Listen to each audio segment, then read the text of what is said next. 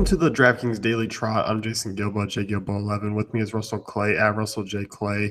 Taking a look at the 9-game slate here on Thursday, relatively big for a Thursday, and we got ourselves a Coors game here with Adam freaking Morgan pitching for Philly. So this could be a bloodbath. You know what? I got to give myself a round of applause here. I just threw up my bottom third so fast that you guys didn't even know. You wouldn't have even known if I hadn't have just told everyone. So round of applause for me. As far as the slate goes, yes, you're really afraid of fading that because it's just Adam Morgan versus the Rockies and Coors. That sounds like a horror movie for Adam Morgan. I mean, I can't think of many worse things. I can't imagine there's 10 places he'd rather not be tomorrow. No, I mean, Shark Tank down below, like 20,000 feet, I definitely think takes over Coors. Like the registry, yeah. Mount Everest in just briefs, I would take that over Coors. Yeah, the Reg DMV. I mean, I'd rather wait in a DMV than witness what Adam Morgan's going to go through tomorrow. Like a school gymnasium with the air conditioner broken. Yeah. Swampy down here in Florida. Yeah. Yeah. Yeah. Not good. No basements there. Yeah, that's for sure. But we do have 8 other games, so we can jump right into things. And Justin Verlander, Drew Hutchinson, this first one here. Hutchinson's a guy who's actually pitched relatively up and down for most of his career. Has kind of had some odd home and road splits, but overall, I think you can obviously look at this Tigers offense and feel pretty comfortable here in the Rogers Center. And some of those guys have pretty nice price tags. I mean, obviously, a lot of those guys are really all of them below 4,500 there on DraftKings. So pretty intriguing stacking option. One-offs, I think they're a good team to kind of mix and match tonight. Yeah, you really have to worry about his sort of will to fight without having the N in the middle of the Hutchinson there. You got to have the N, man. You got to make that Hutchinson. But I'm more interested in the Verlander side of this. But yes, I do agree. You can sprinkle in some Tigers for sure into your lineups. But I think this kind of makes it even easier to go to Coors because normally on nights like this, it's always like, okay, Coors – but Toronto has a decent matchup, and they're always explosive, and you can go to them. But tonight, Verlander, while I don't like him, I think he does kind of take them out of play for a high-end stacking option. So, I mean, especially without Jose Bautista in there, kind of changes the dynamic a little bit. But, yeah, I mean, you got to like some of these prices of the hitters that are below 4K here. Yeah, I think so. And I mean, Verlander's been relatively tough on lefties. And I mean, obviously, Donaldson and Encarnacion have all the upside in the world. But I mean, Carrera and Saunders, those are going to be intriguing price tags, but it's really not the greatest of matchups. So for me, I mean, the Blue Jays are obviously a GPP team always, regardless of the matchup. But overall, I mean, I think there are kind of better options tonight. Right, and I mean, we've seen a recent sample with Carrasco kind of shutting them down completely. So, well, I don't think Verlander's going to do anything like that. I could see a pretty decent start from him. Yeah, me too. So I think more so for me, I mean, I think those Tiger bats are kind of intriguing. Hutchinson, he's oddly pitched better at the Rogers Center in his career, but overall pretty average against both lefties and righties. Yeah. Next game here, you have the Yankees and the Indians, and Ivan Nova coming off a strong start against the Padres, but I think overall pretty average arm, pretty home run prone. So I think you're actually looking at some Indians bats here, and a little bit expensive. I mean, we were kind of looking at those back end guys, and those prices sure kind of crept on up there. Yeah, that's no joke. When your 7 hitters 5K, we're really ramping things up here. So, I mean, Chisenhall 4,500, Jose Ramirez 46. So, that's a tough way to go for me. I don't think I can make that jump. That's more of a Coors thing. If a guy's a 7 hitter in Coors, maybe I jump, but I'm not doing that. Even though Nova is a good matchup, especially for some of the lefties there. Yeah, definitely. Those lefties, I mean, this season, 357 WOBA allowed, 1.78 home runs per 9. Righties, 341 WOBA, 1.42 home runs per 9. So Indians in a good spot. On the other side of things, I'm not really looking to attack Bauer, who's kind of really changed things this year, been very solid. And the Yankees offense, I mean, not really that great anyway, and they just kind of get lost on a 9-gamer. Yeah, Bauer and that K percentage really ramping up as well. I'm saying ramping up a lot. I don't know. Maybe I'm thinking about moving or something. But I'm not. But I don't know. Subconscious. Okay. Anyway, yeah, I think tonight was the night to strike with Yankees bats instead of last night, tonight. You know what I'm saying, guys.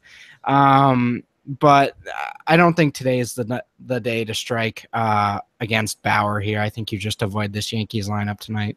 Yeah, definitely. Price considered here, the Indians are expensive, but obviously a great matchup. I think they are kind of a swerve from kind of some of the other expensive guys, but obviously, I mean, Coors is still kind of going to take the cake tonight. Yeah, for sure. Nationals and Mets here. This one, I mean, a relatively low total.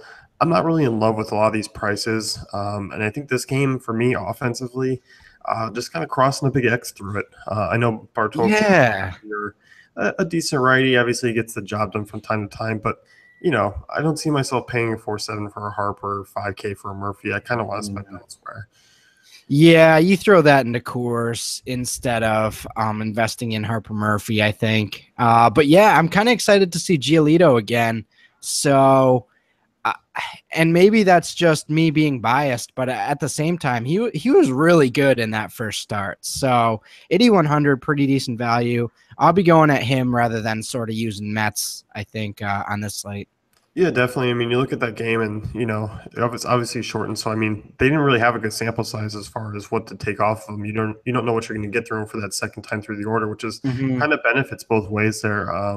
So I think you look at him. I mean, yeah, I mean, I'm not really using any Mets. I mean, obviously they've come around of late, but, at some of their price tags, like Cespedes at 4.9, Curtis Granderson at 4.2, I'm not really intrigued there.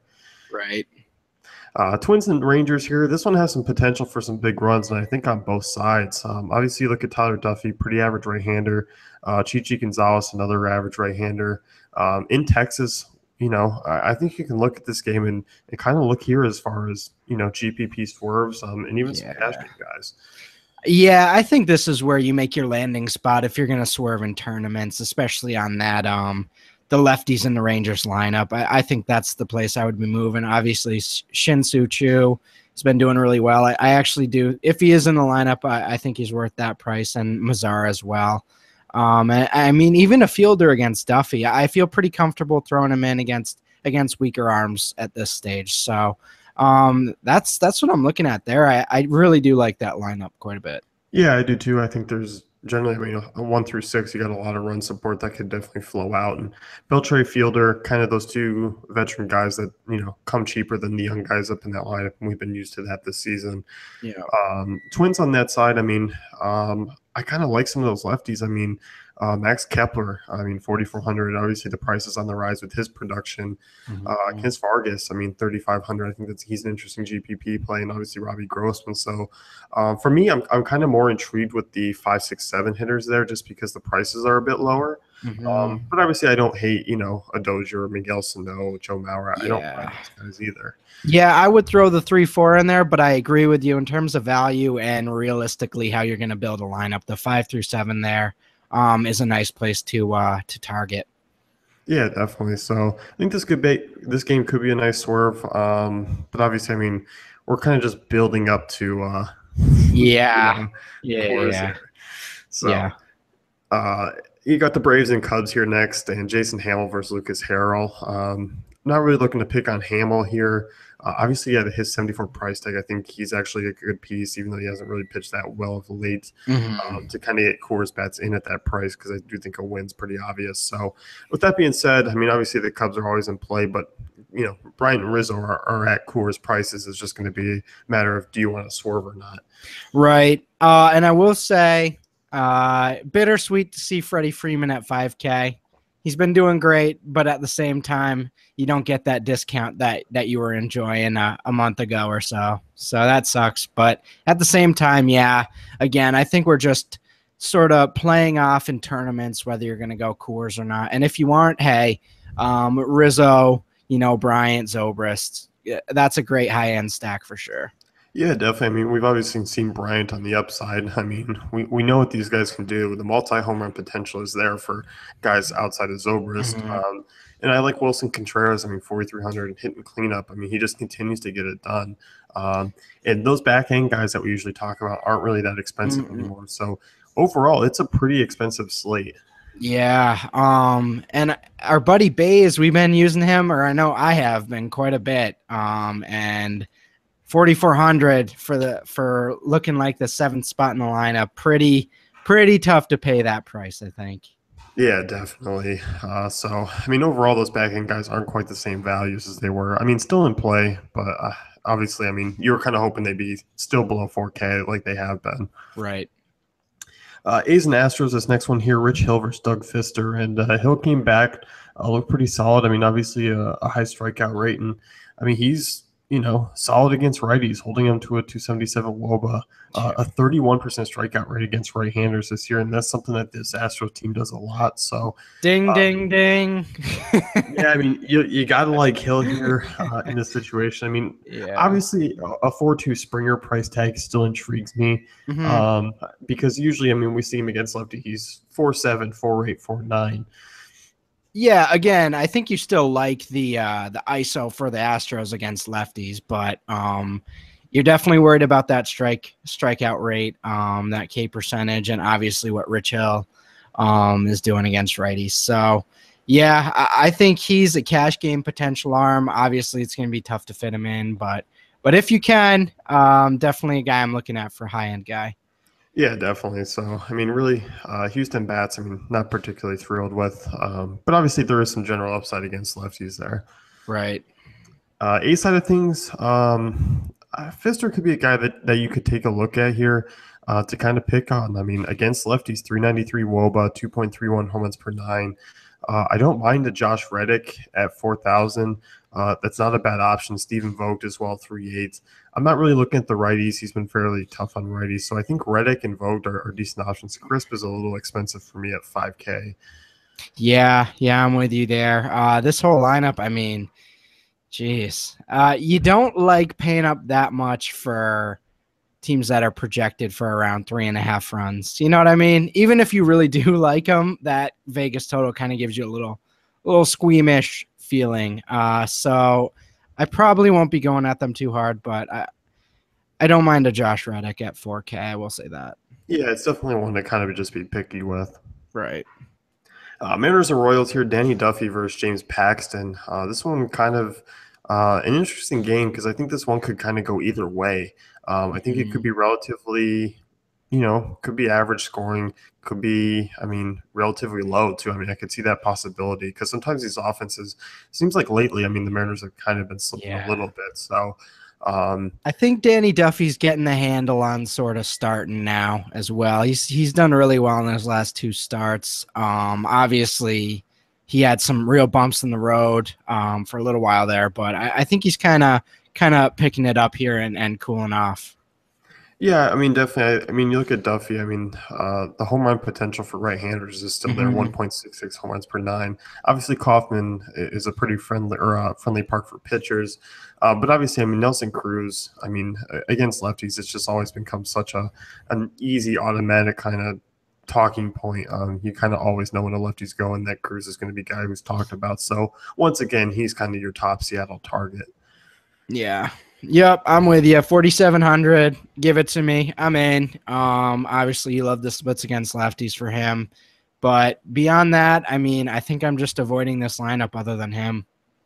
Yeah, I think so too. And as far as the Royal side of things go, I mean, I don't know. I don't know what to think about this. I mean, Paxton's not great. I really like a Whit Merrifield at 3,500. I think that's a great price tag for second base tonight. So I could definitely see using him. He's been pretty strong against lefties this season. 370 WOBA, so not a big power guy, but overall, I mean, has some decent stolen base upside. So I don't mind him either. Yeah, I think the Salvador Perez, if he's in there, and Paulo Orlando for 3K and 2,900 are pretty decent deals as well. But again, those are more pay down puntish options on this slate than anything else. Yeah, definitely. So Now we kind of move on to the game here to target. Phillies Oy. heading into Coors, and Adam Morgan is on the hill. Morgan's 4K as a pitcher on DraftKings here, if that indicates anything that you want to know about him. And Rockies are projected for nearly 7 runs. Seven. Yeah, that's not good, folks. Oh boy. Should we just launch into how bad Adam Morgan really is? Oh man. Well, so I'm just looking at the top 4 in this lineup. That is like 22K for the top 4. So that doesn't really leave you with much movement after that. So I guess, I mean, in cash, I think you have to play Arenado, right? Yeah, I mean, it's tough not to. I mean, him against a bad lefty in Coors is pretty much a lock. And, I mean, obviously, I even like some of these back end guys. I mean, I don't mind paying for Ryan Rayburn at 3.9. That's Coors value. Hell, even a Nick Hundley or a Mark Reynolds, I don't mind. And I still even think, I mean, you just look and even the lefties are in play here just because that's how bad Adam Morgan is. So for me, 1 through 9 Coors is different where you're usually not taking 7, 8, 9 guys, but I don't mind them here. Yeah. Arenado's going to be the chalk, especially in cash. I think that's fairly obvious. But I'll be interested to see where Blackmon and Gonzalez go. I actually wouldn't be surprised if they're pretty chalky as well. So, I mean, I don't see a reason to really fade it. I'm not worried about the lefty for them tonight. I just think there's too many factors going in their direction. I think you got to fire them in there in cash. Yeah, I mean, Morgan, this season alone, 373 WOBA to lefties, 1.29 home runs per 9, a pretty small sample size. So, I mean, yeah, I mean, it's pretty simple here. The Rockies are kind of really the important piece here, and I do think that they go off. It seems to be – usually we talk about, volatile hitters, but I don't see it happening tonight. I just think they go off for 10-plus runs. All right. How many home runs does Adam Morgan give up? Over, under 2.5? Oh, over. Oh, he's going over. He's going over. I do think there's 4 home runs that Morgan gives wow. Yeah, I mean, it's definitely possible. It's definitely in play. So keep that in mind. I mean, as you mentioned, even using the end of this lineup, I think a Mark Reynolds could be a nice little boost to a Coors lineup out of nowhere. Those end of the lineup guys that always seem to hit. So definitely something to look at there. Yeah, definitely. And on the Philly side, I mean, Chad Battis is your mediocre right-handers, too. So obviously, let's not forget about the Phillies. I mean, I still think they're in play at some of these prices. And I like the right-handers more. I mean, obviously, Odubel Herrera is a standout option, but, 5,300 is expensive. Right-handers have hit Bettis really hard. I mean, 38% hard ball rate, 375 WOBA. So I don't mind Cameron Rupp, Maikel Franco, Tommy Joseph. I think those are intriguing options at the 4, 5, 6 spot there. Yeah, definitely agree with you there. Obviously Odubel Herrera, like 5,300 is expensive, but I think you're willing to pay that there. So, I mean, I think some of these guys in this lineup are pretty reasonable. Even though it's tough to see Phillies over 4K, I'm not afraid of paying up for them tonight. So I think they're a nice little contrarian stack as well, sort of off of the Rockies. And I think you could make this a full game stack, even if you throw in some of the cheaper end of the lineup guys for the Phillies. Yeah, I definitely agree. So definitely want to really target 2 bad pitchers on the hill, and Coors is it should explode for some monster runs there. Mm-hmm. Padres and Dodgers here, Drew Pomeranz and Hyunjin Ryu. 2 lefties here, really low scoring game projected, and I definitely agree. But I mean, Matt Kemp at 3,500, I don't mind. A Solarte at 33. I mean, there's no suggestion that Ryu comes back and is kind of his old self and does above average. I mean, still come off the deal on his first start, and this Padres team has been solid. I mean, of late. I'm just dreaming of my Pomeranz Rich Hill grouping, just winning GPPs, but with no Coors bats, you can't fit him in. Literally 0 Coors bats on a You literally hope that game gets canceled somehow. It's just like you float them into your lineup and you just say, all right, I'm not going to check.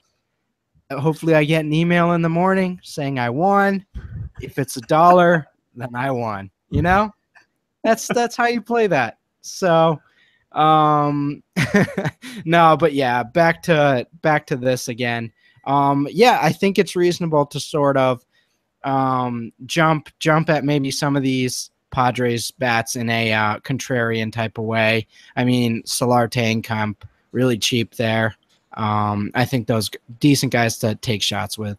Yeah, definitely. And as far as the Dodgers go, I'm not necessarily looking to use really any of them against Pomeranz. I mean, most of these Dodgers bats haven't been good against lefties, and even the right-handers. Turner's not really a guy who hits lefties well.